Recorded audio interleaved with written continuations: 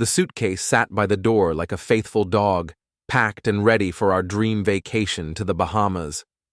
At 3 in the morning, I discovered something that would change everything. My boarding pass didn't exist. "Talia?" I called out, but the house echoed empty. My wife had already left for the airport, claiming she needed to arrive early for our 6 a.m. flight. I grabbed my phone and pulled up the airline confirmation. 2 tickets purchased, 2 seats reserved. But when I tried to check in, the system showed only 1 passenger, Talia Marin. My name appeared nowhere. The text came through as I stared at the screen in disbelief. "Sorry, darling. My boss, Ms. Kitteridge, needed the 2nd ticket for an emergency business trip. You understand, right? Enjoy the break at home. Love you." I set the phone down carefully on the kitchen counter. 23 years as a software consultant had taught me patience, problem-solving, and most importantly, how to spot a lie wrapped in corporate speak. Talia worked as a social media influencer for a luxury lifestyle brand. Her boss was a sharp woman named Patricia Kitteridge, who ran the company with military precision. But Patricia was currently in Europe for a month-long expansion tour. I knew because Talia had complained about managing everything alone just last week. The second red flag hit me as I scrolled through Talia's Instagram, posted 2 hours ago from the airport lounge, a selfie with her signature pouty smile, designer coffee cup positioned perfectly, caption reading, "Early bird catches the paradise, solo adventure begins now." Solo adventure. I walked to our bedroom and opened Talia's jewelry box. The expensive diamond earrings I'd given her for our anniversary were gone. So was the matching necklace. She only wore those pieces for special occasions or when she wanted to impress someone important. My laptop was still open on the desk. Talia's email account remained logged in from when she'd asked me to help her organize some work files yesterday. I shouldn't have looked, but 23 years of marriage had taught me that sometimes you need to confirm what your gut already knows. The email thread with someone named Landon Reeve made everything crystal clear. "Can't wait to have you all to myself in paradise. The suite overlooks the ocean just like you wanted. Dean won't suspect anything. I told him it's a work trip and that his ticket got canceled. He's so trusting. It's almost sad. 3 days of just us. No interruptions, no husband calling every hour. I scrolled through more messages. Photos that definitely weren't meant for a husband's eyes. Plans for romantic dinners. Discussions about how to keep their relationship secret when they returned.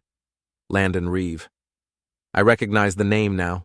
He owned a chain of boutique fitness studios around Boston. Talia had mentioned him a few times, always in the context of business networking or potential brand partnerships.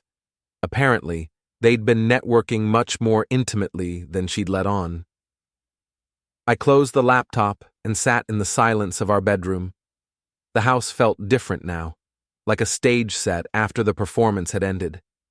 Everything looked the same, but meant something entirely different. The rational part of my mind suggested calling Talia, demanding an explanation, maybe even booking a last-minute flight to confront them both.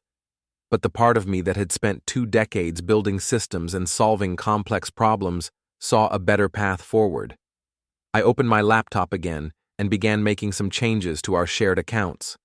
First, I transferred half of our joint savings into my personal account.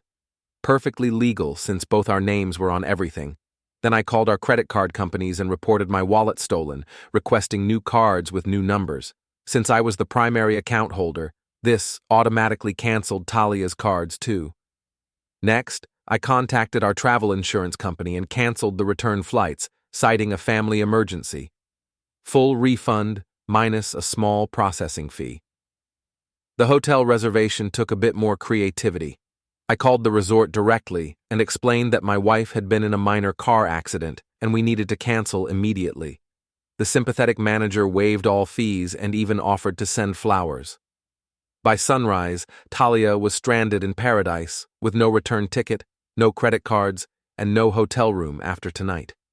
Her phone would start buzzing with declined payment notifications right around the time she and Landon were planning their first romantic dinner. I packed a single bag and drove to the extended stay hotel across town. The desk clerk, a tired-looking woman named Janet, barely glanced up as I paid cash for a week's stay. "Business trip?" she asked.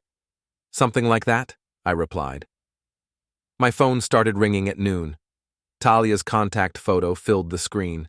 Her bright smile from last Christmas, back when I thought that smile was genuine. I let it go to voicemail. The message was frantic. "Dean, something's wrong with our cards. The hotel says there's a problem with the reservation. Call me back right away." I deleted it without listening to the whole thing. The second call came an hour later. This time I answered. "Dean, thank goodness. There's been some kind of mistake with our accounts.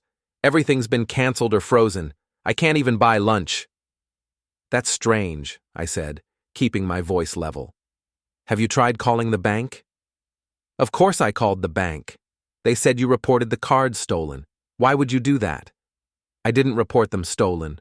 I reported my wallet stolen. Standard security procedure when you discover fraudulent activity." "Fraudulent activity? What are you talking about?"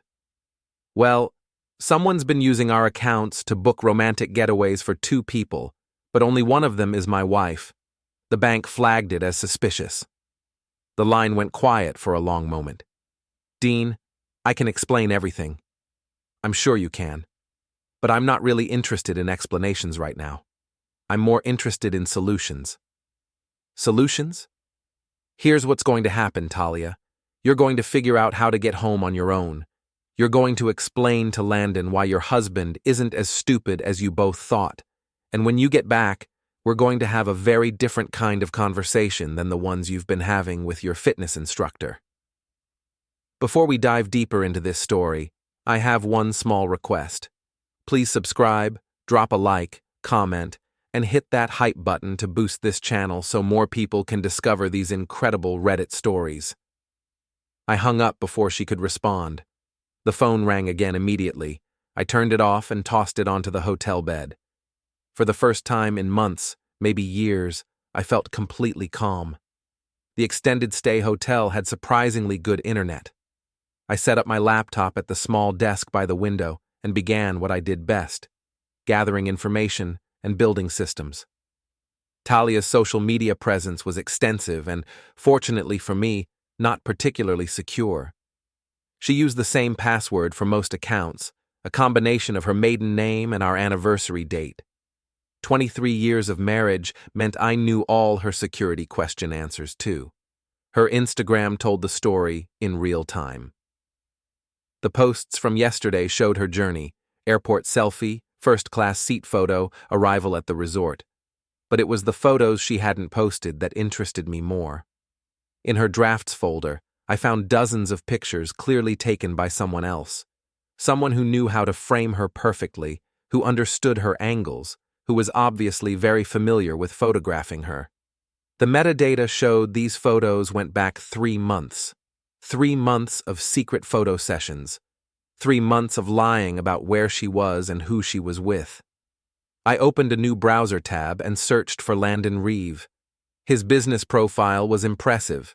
38 years old, owner of 6 fitness studios, recently featured in Boston Business Journal as one of the city's rising entrepreneurs. His personal Instagram showed the typical influencer lifestyle: expensive cars, exotic trips, shirtless workout videos, and photos with various attractive women, including several with my wife, though she was carefully cropped or positioned to hide her wedding ring. Landon's website listed all his studio locations, business hours, and staff. He taught personal training sessions every Tuesday and Thursday at the downtown location. His bio mentioned that he was single and passionate about helping clients achieve their fitness goals through personalized attention. I wondered how many of his female clients received the same personalized attention as Talia. A deeper dive into his social media revealed some interesting patterns. Landon liked to document his lifestyle extensively, but he wasn't particularly careful about privacy settings. His tagged locations showed he'd been at several of the same restaurants and events as Talia over the past few months, always on days when she'd told me she was working late or meeting with potential sponsors. The pieces of their deception laid themselves out like a flowchart. Every business dinner that ran late, every weekend brand event, every sudden change of plans now had a different explanation. My phone buzzed with a text from my friend Jared. "Hey man, saw Talia's posts from the Bahamas. Thought you were going together?"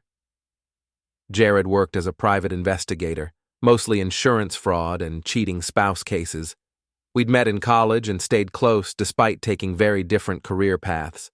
He had a talent for finding information that people preferred to keep hidden. I called him back. "Change of plans," I said. "Talia needed some solo time to work on her brand." "Uh-huh. And you're okay with your wife taking a romantic vacation without you?" "What makes you think it's romantic?" "Dean, I do this for a living. The photos, the timing, the sudden change in plans. Plus, I may have seen her around town with some fitness guy. Tall, dark hair, drives a red Porsche." "You saw them together?" "Last month at Rosetti's, that little Italian place downtown. They weren't exactly hiding it, but they weren't advertising it either.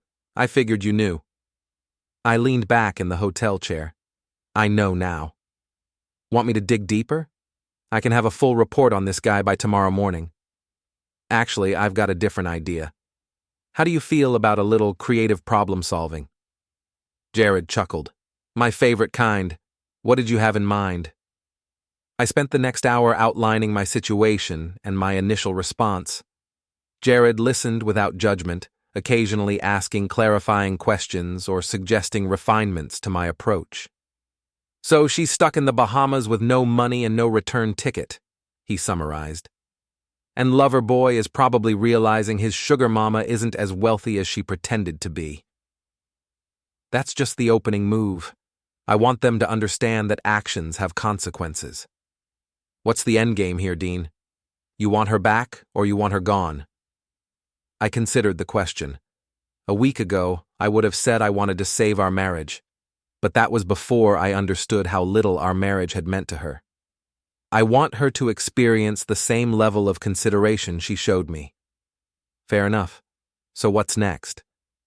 Next, I think Mr. Reeve needs to understand that his new girlfriend comes with some unexpected complications. I opened Landon's business website and found the contact form. His company prided itself on discretion and professionalism. I wondered how his clients would feel about their trainer's extracurricular activities. The message I composed was simple and professional. "Mr. Reeve, I believe you may be unaware that the woman you're currently vacationing with is married. As her husband, I thought you should know that she has a history of financial irresponsibility and has recently had several credit accounts frozen due to suspicious activity. I'm sure this is just a misunderstanding, but I wanted to make sure you weren't caught off guard by any unexpected expenses during your trip. Regards, Dean Calix." I included links to several of Talia's social media posts that clearly showed her wedding ring, just in case he needed visual confirmation. "Think that'll get his attention?" I asked Jared. "Oh, he'll definitely notice, but what happens when they both come home looking for payback?" Then we moved to phase 2. My phone had been buzzing with ignored calls and messages all afternoon. I finally turned it back on to find 17 missed calls from Talia and 6 from an unknown Bahamas number that was probably Landon. The voicemails told the story of their day. Talia's messages progressed from confusion to anger to desperation. The most recent one, left just an hour ago, had a different tone entirely.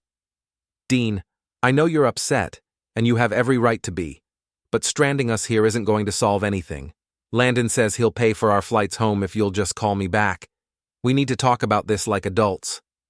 So Landon had received my message, and apparently he was wealthy enough to cover their unexpected expenses. That was useful information. I called the resort directly and asked to speak with guest services. "I'm calling about my wife, Talia Calix. She's staying in one of your suites, and I wanted to arrange a special surprise for her." The cheerful representative was happy to help. What kind of surprise were you thinking? Well, she's there with a friend, and I know they're both fitness enthusiasts. I'd love to send them a gift basket with some healthy treats and maybe a spa package. But here's the thing. I want it to be delivered when they're together, so they can both enjoy it. That's so thoughtful. We can definitely arrange that. What would you like the card to say? I thought for a moment. How about, hope you're both enjoying the personal training sessions. Best wishes for your continued partnership. Love, Dean. Perfect. And should we deliver it to the suite? Actually, could you deliver it to the restaurant during dinner? I think they'd appreciate the public recognition of their professional relationship. The representative assured me it would be taken care of. The gift basket would be delivered tonight during the dinner rush, with my message read aloud by the server, as was their custom for special deliveries. Jared was grinning when I hung up. You're evil. I like it. I'm just getting started. Talia's career depended entirely on her image as the perfect wife and lifestyle influencer. Her followers believed in her curated version of reality, the loving marriage, the aspirational lifestyle, the authentic happiness that could be purchased through the products she endorsed. I spent the evening studying her brand partnerships and sponsor relationships. Talia worked with 12 different companies, from skincare brands to luxury accessories. Each contract included morality clauses and image protection requirements. Her value to these companies wasn't just her follower count, but her reputation as trustworthy and relatable. The irony wasn't lost on me. Her biggest partnership was with Meridian Lifestyle, the company where Patricia Kitteridge served as CEO. Talia's contract with them was worth 6 figures annually, plus bonuses for successful campaigns. It was also the most restrictive in terms of behavior expectations. I'd helped Talia review that contract when she signed it last year. Section 12 was particularly relevant. Influencer agrees to maintain personal conduct consistent with brand values, including but not limited to honesty, integrity, and family-focused messaging. Any behavior that negatively impacts brand reputation may result in immediate contract termination. Patricia Kitteridge had built Meridian Lifestyle around the concept of authentic family values. Their target demographic was married women aged 25 to 45 who aspired to balance career success with strong relationships. Adultery definitely didn't fit their brand message. I drafted an email to Patricia, keeping it professional and factual. Ms. Kitteridge, I hope your European expansion is going well. I'm writing to inform you of a situation involving Talia that may impact Meridian's brand reputation. As you may know, Talia is currently in the Bahamas on what she described to me as a business trip. However, I've discovered she's actually there with a male companion named Landon Reeve, and their relationship appears to be romantic rather than professional. I thought you should be aware in case this affects her ability to represent family-oriented brands. I have documentation if needed. Best regards, Dean Calix. I scheduled the email to send tomorrow morning, European time, when Patricia would be checking messages before her first meetings. My phone rang. Talia again. This time I answered. Dean, what the hell is wrong with you? Her voice was shaking with rage. That gift basket was humiliating. Everyone in the restaurant was staring at us. I thought you'd appreciate the recognition. Landon, too. How is he handling the situation? He's furious. He says you're trying to ruin his reputation. His reputation as what exactly? A professional fitness trainer or a professional home wrecker? Dean, stop this. Just stop. We can work this out when I get home. When are you planning to come home? Landon booked us flights for tomorrow night. We'll be back Wednesday morning. That's generous of him. I hope his business can afford the unexpected expense. What's that supposed to mean? Nothing. I'm sure everything will work out fine for both of you. I hung up and immediately called Jared. They're coming back Wednesday. Think you can arrange a little welcome committee? What kind of committee? The kind that documents their arrival. I want photos of them getting off that plane together looking cozy and domestic. High resolution, multiple angles. You planning to go public with this? I'm planning to let them go public with it themselves. They've been so careful to hide their relationship, but jet lag makes people careless. I can handle that. Logan Airport, Wednesday morning. What else? I need you to do some research on Landon's business. Financial records, client lists, any complaints or legal issues. If he's going to insert himself into my marriage, I want to know exactly who I'm dealing with. Consider it done. But Dean, you might want to think about the long-term plan here. This kind of thing can escalate quickly. It's already escalated. I'm just evening the playing field. After hanging up, I turned my attention to Talia's social media accounts. She'd been posting regularly from the trip, maintaining her usual schedule of lifestyle content. But the photos told a story she probably didn't intend. In her latest post, a sunset dinner photo, I could see Landon's reflection in her wine glass. In another, supposedly a solo beach walk, there were clearly 2 sets of footprints in the sand. Her followers hadn't noticed yet, but they would once someone pointed it out. I created several anonymous accounts across different platforms and began leaving subtle comments. Love the sunset. Who took the photo? Those footprints are so romantic. Wish I had someone to walk on the beach with. Is that a reflection in your glass? Looks like you're not dining alone. I wasn't making accusations, just asking innocent questions that would make her followers look more closely at the images they'd been casually scrolling past. Within an hour, other users began noticing details they'd missed. The comments section filled with questions about her mysterious companion. Talia's usual practice was to respond to comments quickly, but these were going unanswered. Her most recent post, from just 2 hours ago, showed her poolside with a tropical drink. The caption read, "Sometimes you need to take time for yourself and remember what makes you happy." The irony was perfect. I screenshot the post and saved it to a folder I'd created called Evidence. It already contained dozens of images, email screenshots, and timeline documentation. If this situation ended up in divorce court, I wanted to be prepared. But first, I wanted to see how far Talia and Landon were willing to take their deception. I opened a new email and composed a message to Landon's business account. "Mr. Reeve, I hope you and my wife are enjoying your vacation. Since you've been so generous with covering her expenses, I thought you might be interested in taking over some of her other financial obligations as well. Talia has several monthly commitments that I've been handling, including her car payment, insurance premiums, and credit card bills. If you're serious about your relationship with her, perhaps we can arrange a more permanent transfer of these responsibilities. Let me know if you'd like to discuss the details. I'm sure we can work something out that benefits everyone involved.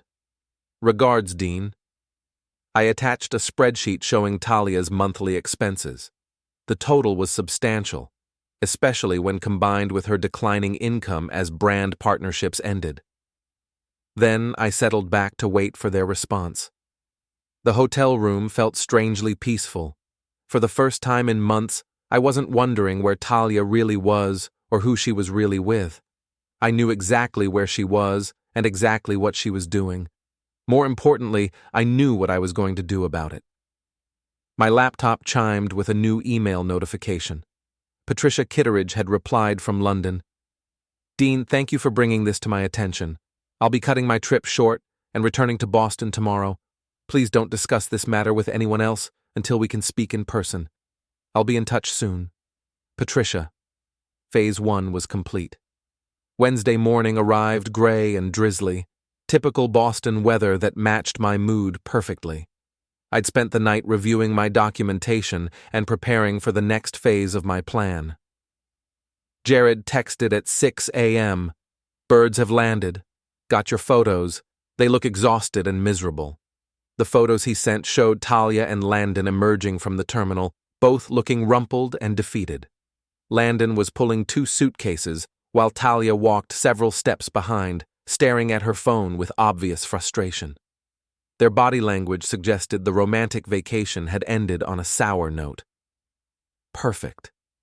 I drove to our house, knowing Talia wouldn't be there yet. She'd need time to figure out transportation from the airport, especially without working credit cards. The house felt like a museum of our former life together.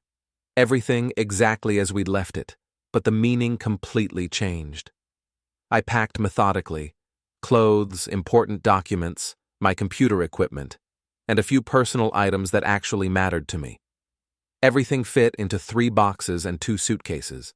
23 years of marriage, and my actual attachment to our shared possessions was surprisingly minimal. Before leaving, I changed the locks. Perfectly legal since my name was on the deed. I left Talia's belongings untouched, but secured the house against unwanted visitors. My phone rang as I loaded the last box into my car. "Dean, where are you? I'm standing outside our house and my key won't work." "The locks have been changed for security reasons. There's been some suspicious activity around the property while you were away." "Suspicious activity? What are you talking about?" "Strange cars in the driveway, unfamiliar people coming and going. I thought it was best to upgrade our security until we could determine what was happening." "Dean, let me in. We need to talk." "I agree, but not at the house.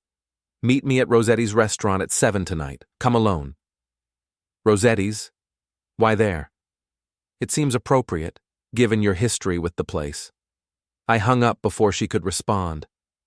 Rosetti's was where Jared had seen them together, the scene of their clandestine romance. If Talia wanted to have a conversation about honesty and respect, we might as well have it in the place where she demonstrated her commitment to both. I spent the afternoon at my new apartment, a furnished 1-bedroom place I'd rented in Cambridge. It was temporary housing while I figured out my long-term plans, but it felt more like home than the house I'd shared with Talia. At 5 p.m., Patricia Kitteridge called. "Dean, I'm back in Boston. Can we meet tomorrow morning to discuss the Talia situation?" "Of course." "What did you find out?" "Enough to know that Meridian needs to terminate her contract immediately, but I want to handle this professionally. Can you provide me with the documentation you mentioned?" "I'll email everything tonight. Photos, social media posts, timeline of events. It's all organized and ready to share. I appreciate your discretion in bringing this to me directly, rather than making it public. That shows class." "I'm not interested in public drama, Patricia. I just want people to understand who they're really dealing with." "Understood. We'll handle the termination quietly, but Talia needs to know that her behavior has professional consequences." After hanging up, I prepared for dinner at Rosetti's. I arrived early and requested a table with a clear view of the entrance. The hostess, a young woman named Maria, recognized me.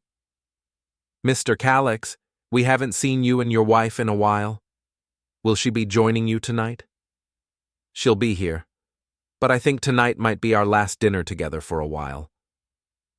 Maria looked confused but led me to a quiet corner table. I ordered a glass of wine and settled in to wait. Talia arrived 15 minutes late, looking frazzled and angry. She'd changed clothes since the airport photos, but she still looked tired and stressed. The Bahamas tan couldn't hide the tension in her face. "This is ridiculous, Dean. All of this drama over a simple misunderstanding." "Is that what we're calling it? A misunderstanding?" She sat down across from me, her designer handbag clutched tightly in her lap. "I know how it looks, but you don't understand the whole situation." "Then explain it to me. Help me understand how a business trip became a romantic getaway with your fitness trainer." "Landon is more than just a trainer. He's been helping me develop a wellness brand. The trip was about planning our business partnership." "What kind of business partnership requires matching jewelry and intimate dinner reservations?" Talia's composure cracked slightly. "You went through my things. I went through our things, in our house, using our shared accounts that you've been lying about for months." The server approached our table, and Talia ordered a glass of wine with shaking hands. I waited until we were alone again before continuing. "Here's what I know, Talia. I know you've been seeing Landon for at least 3 months. I know you've been using our money to fund your affair. I know you lied about the vacation, lied about your work schedule, and lied about where you've been spending your time." "Dean, please!" "I'm not finished. I also know that your contract with Meridian Lifestyle is being terminated tomorrow morning. Patricia flew back from Europe specifically to handle your dismissal personally. The color drained from Talia's face. You contacted Patricia? I informed her that her family values spokesperson was having an affair. She made her own decisions about how to handle that information. You destroyed my career over a personal matter that has nothing to do with my work. Your career is built on selling an image of yourself that isn't real. Patricia's customers deserve to know what they're actually buying. Talia stared at me across the table, her wine untouched. For the first time since I'd known her, she seemed genuinely speechless. What do you want, Dean? Money? An apology? What will it take to stop this? I want you to experience the same level of honesty you've been showing me. What does that mean? It means no more lies, no more deception, no more pretending to be someone you're not. And if I agree to that, then you're free to be with Landon openly. No more sneaking around, no more elaborate cover stories. Just the truth. Talia looked confused. You're saying you'll give me a divorce? I'm saying I'll give you exactly what you've been asking for through your actions. Complete freedom from our marriage and all the obligations that come with it. Including financial obligations? Especially financial obligations. For the first time all evening, Talia smiled slightly. So we split everything 50-50 and go our separate ways? Not exactly. I pulled out a folder I'd prepared and slid it across the table. These are the divorce papers I filed this morning. Given your adultery and financial deception, I'm requesting full custody of our shared assets, plus compensation for the money you spent on your affair. Talia opened the folder and began reading. Her smile disappeared quickly. You can't be serious. You're asking for everything. I'm asking for what's fair. You made the choice to end our marriage. I'm just making sure there are appropriate consequences for that choice. This is vindictive and cruel. This is honest. For the first time in months, someone is being completely honest with you about the situation you've created. I stood up and left money on the table for my wine. Think it over, Talia. You can fight this and make everything public, or you can accept responsibility for your choices and move on with your new life. Dean, wait! But I was already walking toward the exit. As I passed the hostess station, Maria smiled and waved. Have a good evening, Mr. Calix. Thank you, Maria. I think I will. The next morning brought a flurry of activity. Patricia Kitteridge called at 8 a.m. to confirm that Talia's contract had been terminated, effective immediately. 3 other sponsors followed suit by noon, having been alerted to the situation through industry connections. Jared stopped by my apartment with a thick folder of research on Landon Reeve. Your boy Landon has some interesting financial problems, he said, spreading documents across my kitchen table. His fitness studios are leveraged to the hilt, and he's been using business credit to fund his lifestyle. How bad is it? Bad enough that taking on a girlfriend's expenses probably wasn't his smartest move. He's also got 2 other women he's been seeing regularly, both clients who think they're in exclusive relationships. Busy guy. Gets better. One of them is the wife of a prominent attorney. Another is engaged to a city councilman. Landon apparently has a type. Wealthy, married women looking for excitement. I studied the photos Jared had collected. Landon with different women at expensive restaurants, hotel lobbies, private events. Always careful to avoid obvious public displays, but not careful enough to avoid a professional investigator's attention. Think his other girlfriends know about each other? Doubt it, but they're about to. Jared had prepared individual packages for each woman, containing photos and documentation of Landon's other relationships. Nothing illegal or invasive, just publicly available information compiled in a way that told the complete story. You want me to deliver these? Not yet. Let's see how Landon handles his current situation first. My phone buzzed with a text from Talia. We need to talk. Landon wants to meet with you. I showed the message to Jared, who laughed. He wants to negotiate? Apparently. This should be interesting. I agreed to meet them at a coffee shop in downtown Boston, neutral territory where they couldn't cause a scene. I arrived early and chose a table near the back, with a clear view of the entrance and easy access to the exit. They walked in together, Landon's hand protectively on Talia's lower back. He was exactly what I'd expected, tall, conventionally handsome, with the kind of aggressive confidence that came from never being seriously challenged. Dean. He extended his hand as they approached the table. I'm Landon. I think we need to clear the air about this situation. I didn't shake his hand. What situation is that? Look, I know you're upset about Talia and me, but we're all adults here. These things happen. No reason we can't handle this maturely. You're right. Adults should handle things maturely. That's why I'm curious about how you plan to explain this situation to your other girlfriends. Landon's confident expression flickered slightly. Other girlfriends? I pulled out my phone and showed him one of Jared's photos. Landon kissing a blonde woman outside the Ritz-Carlton last month. Jennifer Morrison, married to attorney Robert Morrison. You took her to the same restaurant you used for your first date with Talia. Landon's face went pale. Talia looked confused. What other girlfriends? She asked.